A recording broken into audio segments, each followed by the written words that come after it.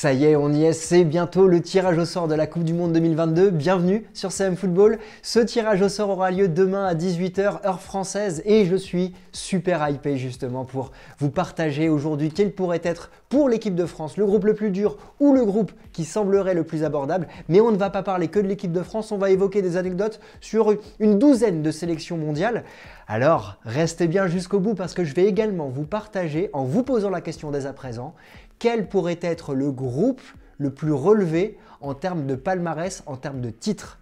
Réfléchissez bien, vous allez voir apparaître l'ensemble des sélections dans cette vidéo et je vous donnerai ce groupe-là en fin de vidéo. Je vous partagerai également un lien qui va vous amuser certainement avec vos amis parce que vous allez pouvoir réaliser vous-même votre tirage au sort. Alors cette vidéo, elle est sponsorisée par l'application OneFootball, l'application numéro 1 sur l'actualité du football.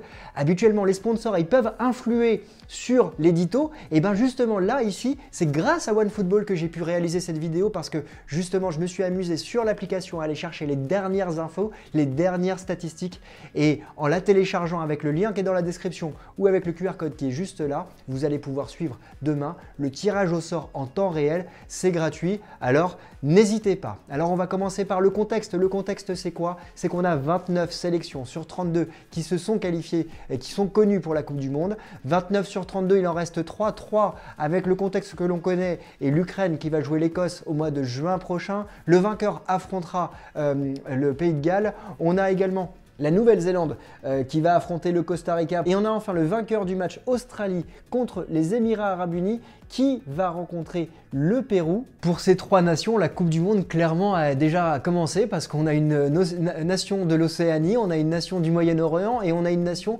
d'Amérique du Sud. Alors, comment le tirage au sort va se dérouler? On a 4 chapeaux de 8 sélections. 4 chapeaux de 8 sélections qui ont été coordonnés par rapport à leur classement FIFA. Alors, ça fera toujours débat, quoi qu'il arrive. Mais bon, c'est une notion claire. C'est le classement FIFA qui a été pris en compte. Et parmi ces groupes que vous voyez apparaître à l'écran, vous avez dans le chapeau 1 le Qatar qui est en tant que pays hôte et naturellement dans le chapeau 1 et évitera évidemment toutes les têtes de série. Alors il y a plusieurs épouvantails évidemment, on va les dérouler dans la vidéo. 2 sélections de la même région du monde ne pourront pas être dans le même groupe, donc ça veut dire que 2 sélections africaines ne pourront pas se rencontrer lors du premier tour, sauf pour la zone Europe évidemment, parce qu'on a 8 groupes de 4 qui vont être réalisés et on a 13 sélections européennes, donc on a sur 5 groupes qui auront 2 nations européennes. Les matchs auront lieu heure française à 11 h du matin, 14 h, 17 h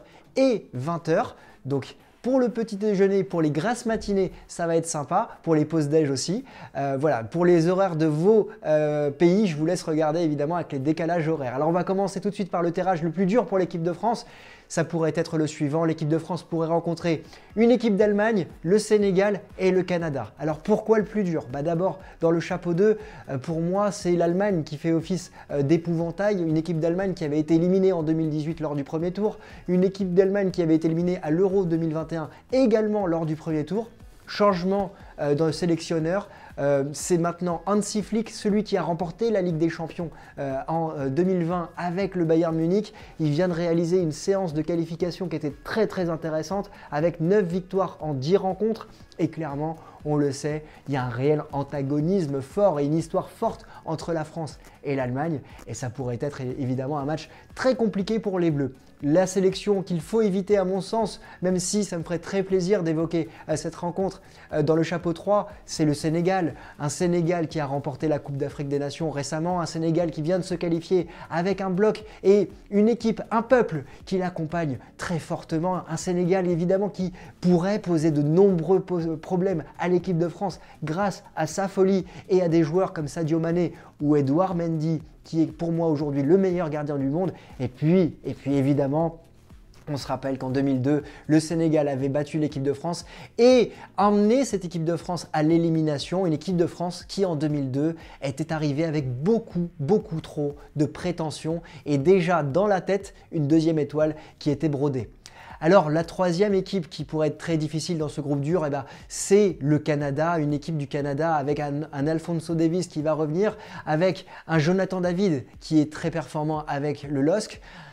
Une équipe du Canada qui est en train de construire des bases solides avec de nombreux jeunes, qui vient de terminer première de la zone CONCACAF devant le Mexique, devant les États-Unis. C'est pour vous dire le niveau de cette équipe du Canada. Une équipe du Canada qui se qualifie pour la première fois depuis 36 ans et qui prépare sa Coupe du Monde dans 4 ans. Donc on a une équipe du Canada qui va être difficile aussi à aborder. Une équipe de Canada que l'équipe de France connaît bien parce qu'elle avait remporté ce match en 1986 face à cette dernière participation. 1-0, un but de Jean-Pierre Papin. Un Jean-Pierre Papin, si je ne me trompe pas, qui jouait encore à Bruges en Belgique à l'époque, avant de signer à l'Olympique de Marseille et d'en faire de très très beaux jours. Voilà, dites-moi ce que vous pensez évidemment de ce groupe. Est-ce que vous pensez que c'est le plus dur pour l'équipe de France? On va passer au groupe qui me semble être le plus abordable, et je tiens à préciser dans abordable, je mets beaucoup de guillemets, il est abordable à partir du moment où l'équipe de France se qualifie, sinon il n'est pas du tout abordable et on peut avoir de nombreuses surprises. Alors il faut prendre aussi en compte le statut de favori de l'équipe de France, qui est l'équipe de France championne du monde en titre, et donc il va falloir prendre en compte ce côté-là. Il n'y a pas de prétention donc quand je parle d'abordable, mais vraiment, c'est vraiment aussi par rapport au classement FIFA. Alors, d'abord, la Croatie. La Croatie, pour moi, me semble abordable parce que c'est une équipe que l'équipe de France connaît bien depuis 1998, cette demi-finale à la Coupe du Monde. C'est une équipe qui a rencontré de nombreuses fois les Bleus. On se rappelle de la finale de la Coupe du Monde en 2018, ça pourrait être un remake. C'est une équipe contre laquelle l'équipe de France n'a jamais perdu dans son histoire. Et c'est une équipe que l'équipe de France va rencontrer en Ligue des Nations prochainement. Voilà, et donc je pense que l'équipe de France a ses chances face à la Croatie. Dans le chapeau 3, ça a été difficile de tirer une sélection. J'avais choisi initialement l'Iran, mais l'Iran, compte tenu de ses résultats et de sa 6e participation à une Coupe du Monde, ses résultats notamment à la Coupe du Monde 2018 où elle avait mis en difficulté l'Espagne, le Portugal, le Maroc, avec failli se qualifier en 8e de finale. J'ai pas choisi l'Iran, j'ai choisi la Tunisie, que j'ai vu principalement lors de la Coupe d'Afrique des Nations. Une équipe de Tunisie qui avait mal débuté avant de se qualifier et d'aller jusqu'en quart de finale, sortie par le Burkina Faso.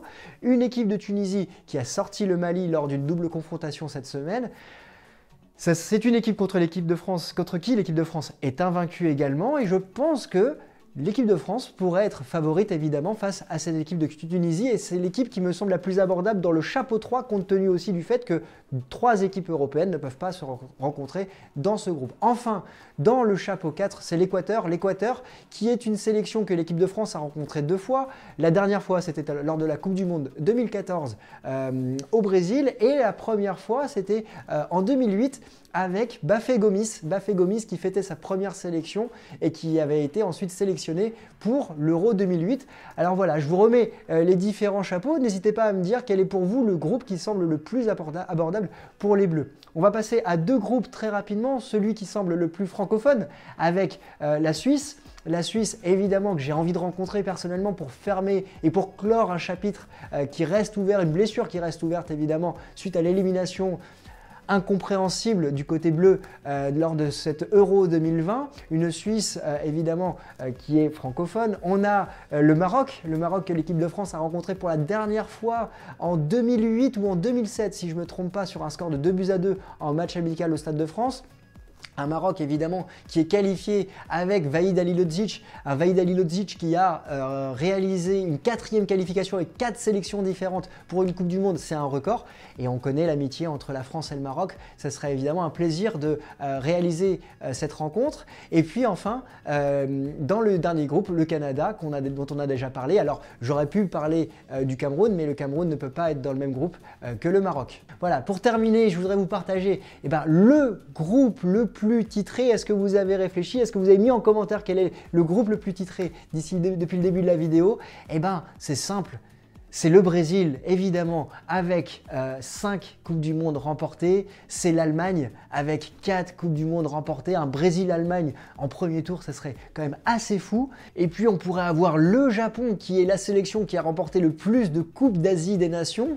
Et enfin, le Cameroun, qui est la sélection la plus titrée d'Afrique et qui est qualifiée pour la Coupe du Monde, puisque l'Égypte est éliminée. Donc, on aurait un Brésil, Allemagne, Japon, Cameroun. On aurait un groupe complètement fou ici avec énormément de palmarès, de passion, de supporters de folie et beaucoup de joie dans les tribunes, évidemment, on l'espère. Alors je vais vous laisser avec le tirage au sort que j'ai réalisé sur le site de Bifoot. Le site de Bifoot, vous avez le lien dans la description épinglé pour faire justement le tirage au sort de votre côté. On voit le tirage au sort que j'ai pu réaliser notamment avec un Portugal-Croatie, un Brésil-Mexique, un France-Danemark, un Espagne-Sénégal, avec un Argentine-Allemagne. Voilà, ça vous fait passer quelques minutes et ça va vous permettre de pouvoir rêver, de savoir quelle va être votre sélection, quel va être le parcours de votre sélection lors de cette Coupe du Monde. Voilà, je vous souhaite à tous une excellente journée.